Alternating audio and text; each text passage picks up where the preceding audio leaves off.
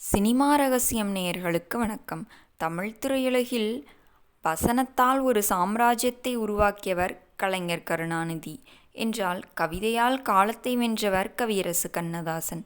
இவர்கள் இருவருமே ஒரு காலத்தில் வளர்ந்தவர்கள், ஆனால் ஒரே இயக்கத்தில் பணியாற்றியவர்கள். ஆனால் காலம் இவர்களை பிரித்து வைத்ததும் உண்டு, மீண்டும் சேர்த்து வைத்ததும் உண்டு.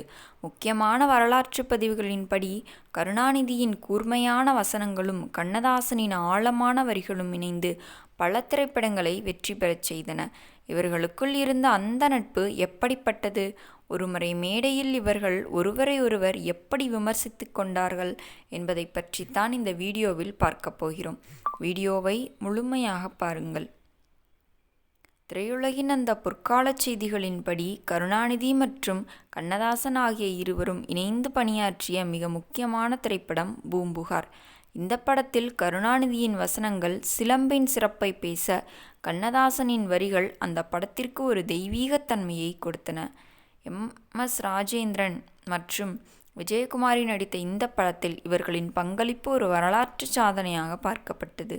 இதில் ஒரு சுவாரஸ்யமான தகவல் என்னவென்றால், கருணாநிதி ஒரு காட்சிக்கான வசனத்தை எழுதி முடித்ததும் கண்ணதாசனிடம் காட்டி கருத்து கேட்பாராம்.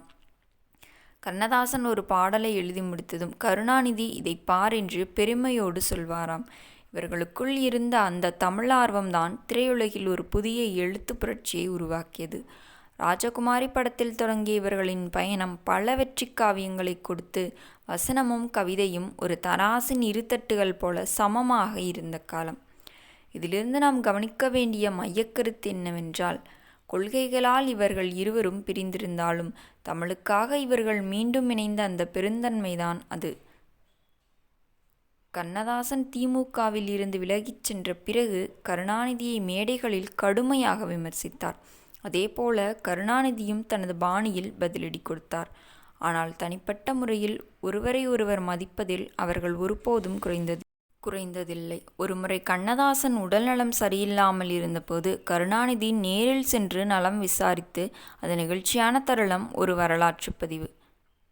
கண்ணதாசன் ஒரு கவிதை சுரங்கம், அவர் இல்லாமல் தமிழ் சினிமா முழுமையடையாது என்று கருணாநிதி ஒருமுறை குறிப்பிட்டிருந்தார். அதேபோல வசனத்தில் கருணாநிதிக்கு ஈடு இணை யாருமில்லை என்று கண்ணதாசன் பாராட்டியிருக்கிறார்.